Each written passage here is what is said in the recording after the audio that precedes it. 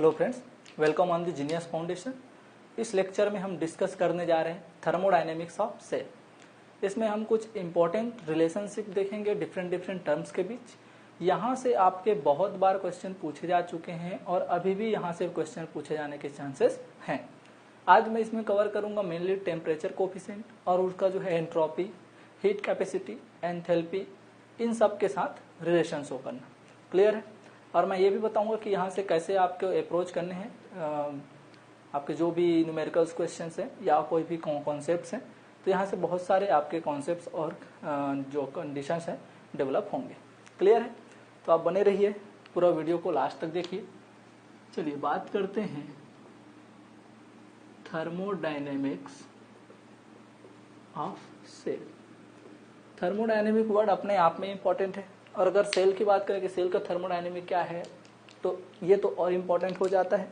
देखिए, आपको पता होगा कि एक relation del G is equal to del G not plus R T natural log of phi होता है। मैं अभी अपने पहले लेक्चर या जो आपके इलेक्ट्रोकेमिस्ट्री पढ़ा रहा था उसमें पहले भी इन चीजों को डिस्कस कर चुका है, जिसमें मैंने आपको नर्नेस्ट इक्वेशन कवर कराया था। ठीक है, फाई जो होता है आपका, इसको केसी भी लिखते हैं अगर जो आपका रिएक्शन है वो इक्विलिब्रियम में हो। ठीक है, अच्छा, इक्विलिब्रियम के लिए आपको पता है, इक्विलिब्रियम के लिए डेल जी क्या होता है? 0 होता है। और अगर इक्विलिब्रियम में ना हो तो यही डेल जी जो है क्या होता है भैया? Minus N F E cell. और ये आपका जो डेल जी नॉट है ये क्या होता है? तो ये होता है आपका minus N F T not cell. Clear है? ठीक है, ये तो सबको पता होगा। अब मैं आपको बेसिक कॉन्सेप्ट बता रहा हूं। अगर मैं स्पॉन्टेनियस सेल की बात करूं, स्पॉन्टेनियस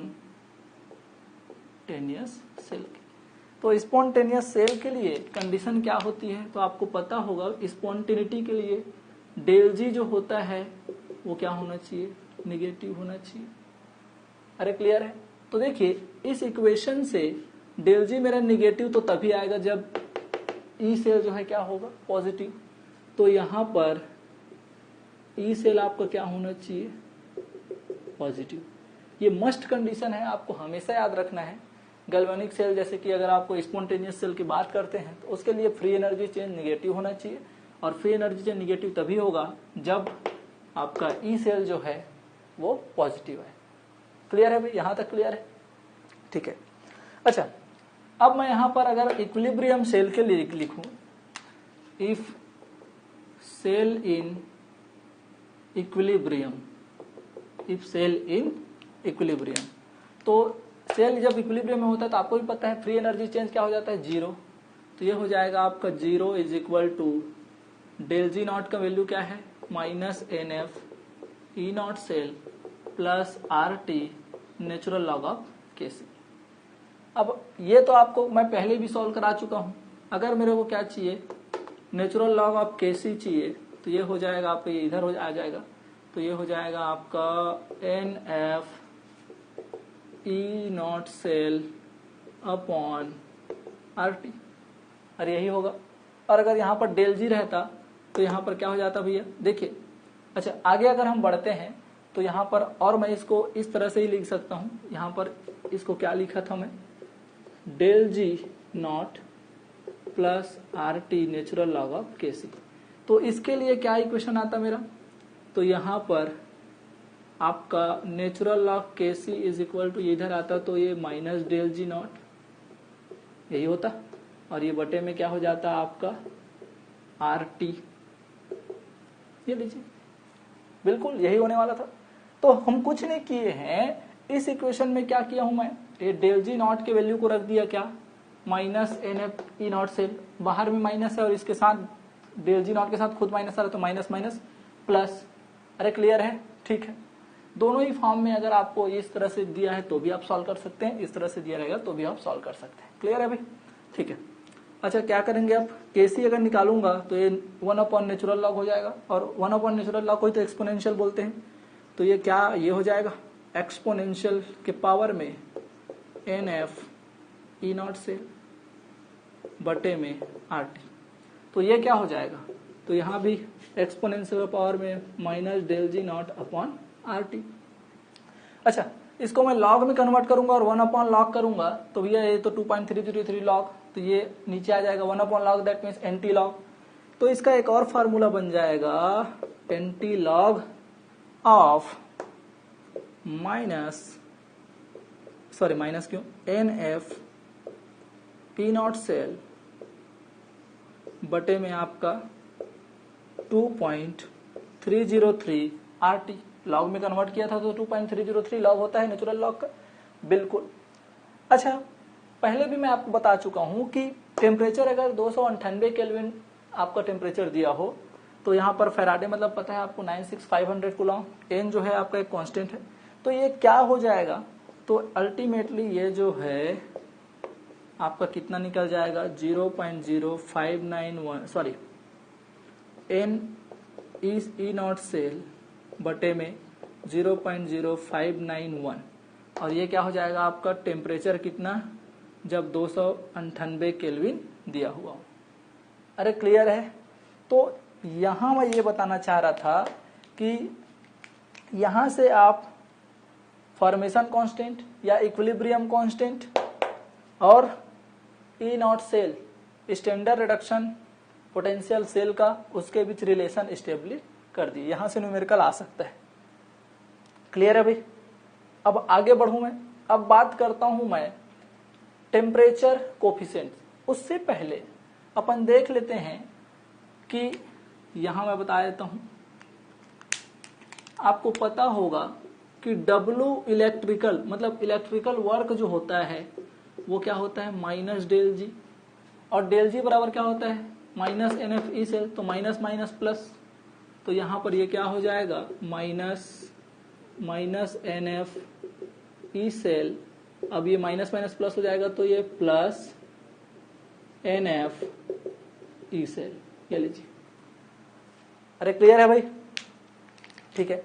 तो ये आपका एक और रिलेशन निकल गया। देखिए del G is equal to क्या होता है minus N F E cell, लेकिन W इलेक्ट्रिकल बराबर देखो ये प्लस में हो जाएगा। क्यों? क्योंकि इनका मैग्नीट्यूड सेम होता है, आपका जो है क्या साइन चेंज हो जाता है। किसके लिए भाई? सेल रिएक्शन के लिए। क्लियर है, ठीक है। अब मैं आगे बढ़ता हूं, अब बात करते हैं टेम्परेचर कोफिशिएंट की और उसके डिफरेंट टर्म्स थर्मोडायनेमिक टर्म्स के साथ रिलेशनशिप की। क्लियर है, चलिए ठीक है, आप स्क्रीनशॉट ले सकते हैं। देखिए ये जो आपके इक्वेशंस हैं आपके माइंड में हमेशा होने चाहिए, ठीक है भाई। यहीं से आपके न्यूमेरिकल पूछे जाते हैं जनरली। तो देखिए अपन बात करते हैं relationship between temperature coefficient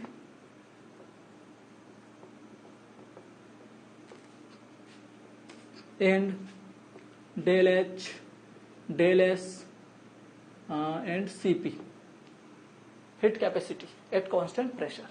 clear है भाई, चलिए। अच्छा, आपको पता होगा वी नो दैट जो थर्मोडायनेमिक का फंडामेंटल इक्वेशन होता है एक, dg बराबर क्या होता है, तो वो होता है vdp माइनस sdt। क्लियर है भाई। अब अगर मैं बात करूं at constant temperature at constant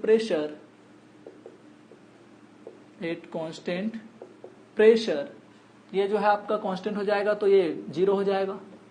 relation क्या निकलेगा यहां से, ये तो आपको क्या हो जाएगा 0, तो ये हो जाएगा minus S D T is equal to D G. Clear है भाई, ठीक है। अब देखिए आपका यहां से रिलेशन क्या निकल जाएगा, minus S is equal to D G by D T, ठीक है। और ये कब होगा, कांस्टेंट प्रेशर, यही है। अब आप बताइए अगर मैं इसमें डिफरेंस देखूं, इसको डिफरेंशिएट कर दूं, या आप ये बोलें कि डेल एस निकाल दूं माइनस डेल एस, तो ये क्या हो जाएगा, तो ये हो जाएगा del G upon del T at constant pressure. ये इक्वेशन आपको थोड़ा सा माइंड में रखना है। और ये क्यों रखना है?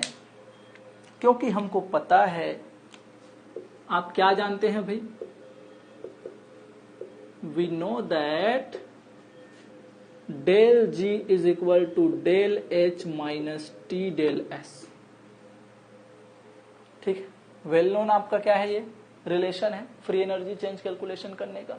ठीक है, जो एंथैल्पी और फ्री एनर्जी और एंट्रोपी में क्या बताता है, रिलेशनशिप बताता है। अब बताइए यहां पर अगर मैं डेल एस बराबर ये वैल्यू सब्सटीट्यूट कर सकता हूं कि नहीं? तो बिल्कुल कर सकता हूं। डेल एस माइनस में चाहिए तो यहां पर ये मैं प्लस कर हो जाएगा।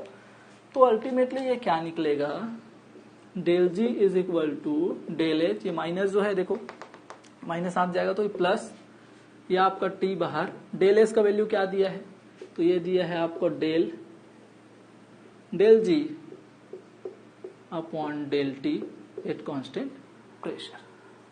यहां तक क्लियर है? अरे यहां तक क्लियर है, ठीक है। चलिए अब ध्यान दीजिए, अभी हम डेल जी बराबर क्या पढ़े थे, minus N F E cell. तो उसको मैं अगर सब्स्टिट्यूट कर देता हूं तो ये क्या हो जाएगा मेरा, del H plus T del minus N F E cell, ये लीजिए बटे में डेल टी, और ये आपको कांस्टेंट प्रेशर। तो जब मैं डेल जी बराबर ये minus N F E cell यहां रख सकता हूं तो क्या यहां नहीं रख सकता? तो आप बोलेंगे बिल्कुल सर, तो ये भी क्या हो जाएगा, minus N F E cell. अरे क्लियर है, ठीक है। अब बताओ यहां पर मैं माइनस और प्लस को अगर मल्टीप्लाई करूंगा तो यहां पे माइनस साइन आएगा, बिल्कुल, और इस माइनस को मैं इधर ले जाऊंगा तो ये प्लस वाला माइनस और माइनस वाला प्लस हो जाएगा। अरे क्लियर है। तो अगर मैं मैथमेटिकली इसको सॉल्व करूं तो ये क्या हो जाएगा, ई सेल, चलिए एन एफ ई सेल, ये माइनस इधर जाएगा तो ये प्लस वाला माइनस में हो जाएगा, यहां माइनस प्लस माइनस तो होगा लेकिन सामने में और माइनस है तो प्लस हो जाएगा, ये कोई दिक्कत, तो ये प्लस। एन एफ कॉन्स्टेंट है, मैं बाहर ले लिया, ये लीजिए एन एफ, और ये टी भी तो बाहर है, ये ले लीजिए एन एफ टी। ध्यान दीजिए यहां पर ये हो जाएगा del E upon del T, ठीक है, एट कांस्टेंट प्रेशर, और ये डेल ई क्या है, डेल ई से। अरे क्लियर है। अब देखिए अगर मैं एन एफ को इधर ला दूं तो ये क्या हो जाएगा, E cell is equal to minus del H upon N F plus, यहां एन एफ आएगा तो एन एफ से कैंसिल, तो बचेगा क्या, टी, यहां नीचे एन एफ आएगा तो यहां भी एन एफ है तो एन एफ से एन एफ कैंसिल, तो ये बच जाएगा T del E cell upon del T at constant pressure. अरे क्लियर है। ये जो आपका इक्वेशन है यही आपका इलेक्ट्रिकल एनर्जी और एंथैल्पी में क्या बताता है, रिलेशनशिप बताता है। और मैं बात करूं तो ये जो आपका डेल ई, ठीक है, del E cell upon del T है, इसी को ही बोला जाता है टेम्परेचर कोएफिशिएंट। अरे क्लियर है भाई। दैट मीन्स कांस्टेंट प्रेशर में टेम्परेचर के साथ जो सेल का रिडक्शन पोटेंशियल चेंज होता है उसी को हम क्या बोलते हैं, टेम्परेचर कोएफिशिएंट। अरे क्लियर है, ठीक है। अब हम आगे बढ़ते हैं। ये हुई बात किसकी, डेल एच और टेम्परेचर कोएफिशिएंट और ई सेल में क्या सॉल्यूशन, सॉरी रिलेशनशिप, ठीक है। देखिए अब देखिए इधर बात करते हैं, यहां से अगर मैं इसको फर्दर सॉल्व करूं तो ये क्या होगा, minus del S del G का वैल्यू क्या होता है, minus N F E cell upon del T. अरे यही होगा, बिल्कुल, आप बोलेंगे सर बिल्कुल यही होगा। अब देखिए ये सामने आएगा भैया तो ये क्या हो जाएगा, del S minus N F del E cell बटे में डेल टी। अरे यही होने वाला है, ये माइनस से माइनस कैंसल, इसी को तो मैं क्या बोल रहा हूं, टेम्परेचर कोफिशिएंट। तो जब ये टेम्परेचर कोफिशिएंट है तो यहां से मेरा रिलेशन क्या निकल जाएगा, del S is equal to NF into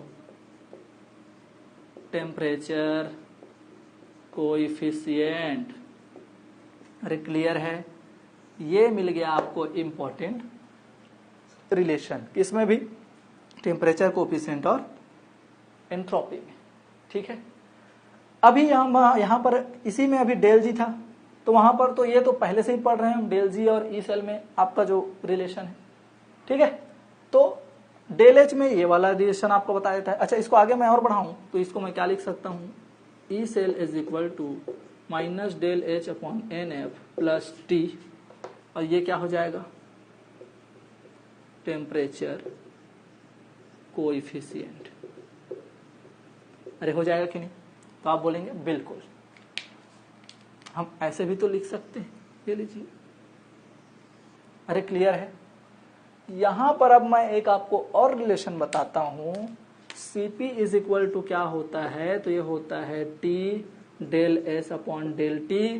तो जैसे मैं यहां पर S का वैल्यू रखूंगा ये सब और ये पूरा सॉल्व करूंगा, तो इसका जो वैल्यू आएगा वो सॉल्व होकर क्या आएगा, NFT del square E upon del T का स्क्वायर। ये लीजिए, ये रिलेशन आपको बताएगा किनके बीच, हीट कैपेसिटी और टेम्परेचर कोफिशिएंट या एंट्रोपी चेंज। अरे क्लियर है भाई, तो ये कुछ इंपॉर्टेंट फंडामेंटल आपके रिलेशनशिप हैं जो थर्मोडायनेमिक ऑफ सेल में बहुत ही इंपॉर्टेंट हैं, CSIR नेट गेट हाइटिजन के पॉइंट ऑफ व्यू से। क्लियर है भाई, चलिए अब मैं यहां पर आपको कुछ ग्राफिकल रिप्रेजेंटेशन बता देता हूं जहां से आपको कॉन्सेप्चुअल बेस्ड क्वेश्चन पूछे जा सकते हैं। क्लियर है, ठीक है। उससे पहले अब देख लो कि डेल एस बराबर क्या है, तो डेल एस बराबर NF इंटू टेम्परेचर कोएफिशिएंट। ठीक है भाई, चलिए देखिए, तो मैं आपको कुछ इंपॉर्टेंट रिलेशनशिप के बारे में बताता हूं।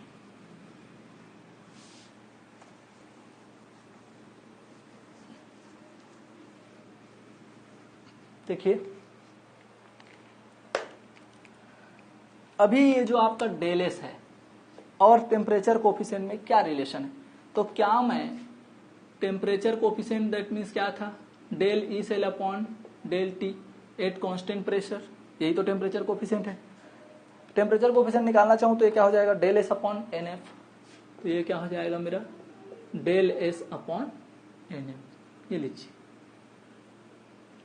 अब यहां से मेरे किस टाइप से रिलेशन शो करेगा, ये किसके साथ, टेम्परेचर के साथ सेल पोटेंशियल में क्या डिफरेंस आएगा या कैसा रिलेशनशिप है इनके बीच, ये देखते हैं।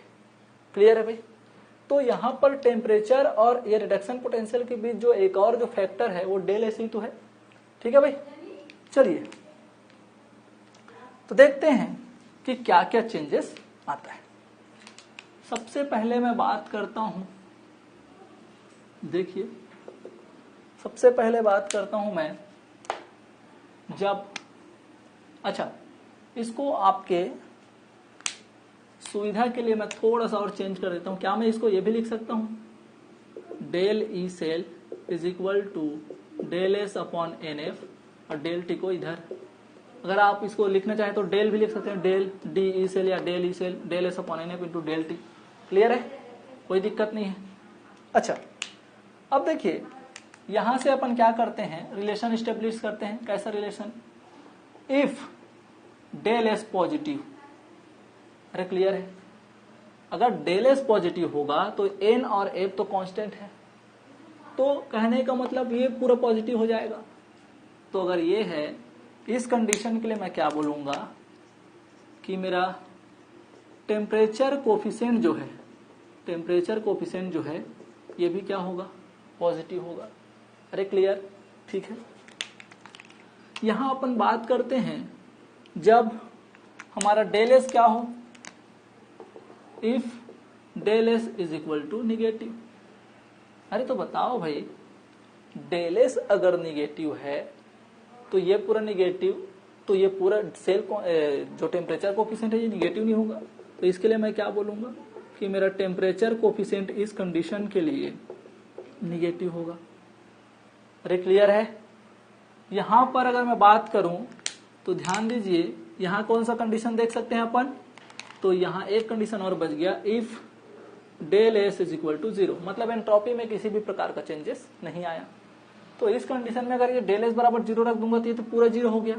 तो इसके लिए मैं क्या बोलूंगा, तो इसके लिए बोलूंगा temperature coefficient is equal to 0, मतलब यहां पर किसी भी प्रकार से टेम्परेचर के साथ सेल पोटेंशियल का डिपेंडेंसी नहीं होगा।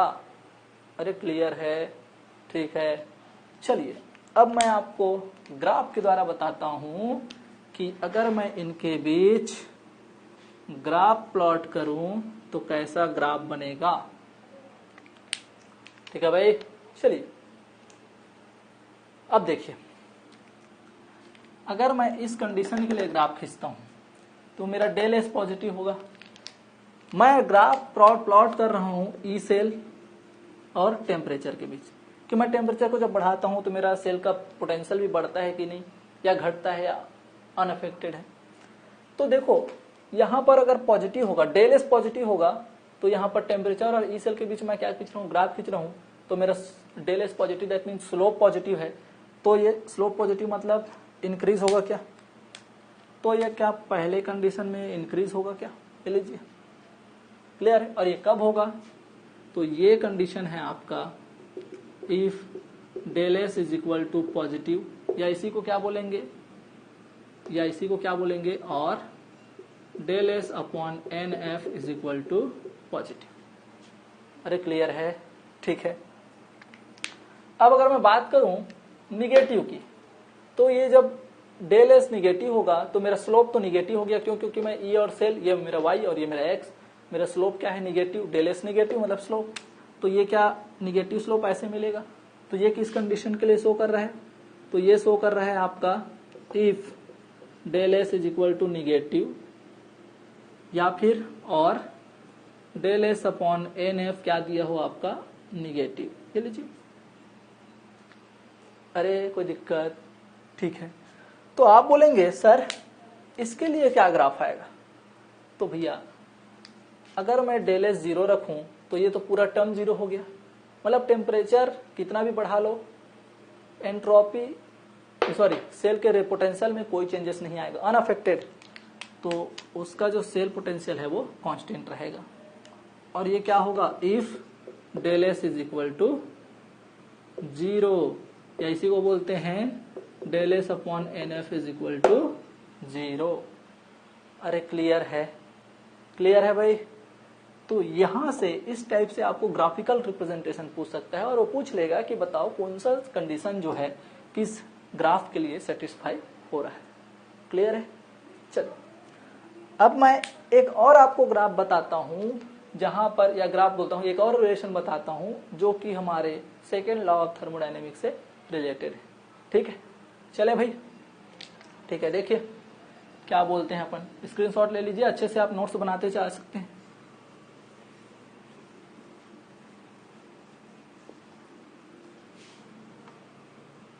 चलिए देखिए, we know that from second law of thermodynamics, second law of thermodynamics क्या बोलता है, तो according to second law of thermodynamics Q is equal to T del S. अरे ठीक है, और अभी हम क्या डेल एस बराबर क्या निकाले थे, अरे क्या निकाले थे, डेल एस बराबर N F into temperature coefficient. अरे क्या Q is equal to T, del S बराबर क्या था भाई, N F into temperature coefficient, यही तो था। और टेम्परेचर कोएफिशिएंट बराबर क्या होता है, तो Q is equal to N F T, ये लीजिए, इसको एन एफ टी भी लिख सकता हूं मैं। टेम्परेचर कोएफिशिएंट क्या होता है, तो del E cell upon del T, ये लीजिए। तो यहां से हमको ये रिलेशन भी मिल सकता है, अरे कोई दिक्कत नहीं। अब देखिए यहां भी मैं 3 कंडीशन की बात करता हूं, देखिए क्या क्या बोल रहा हूं।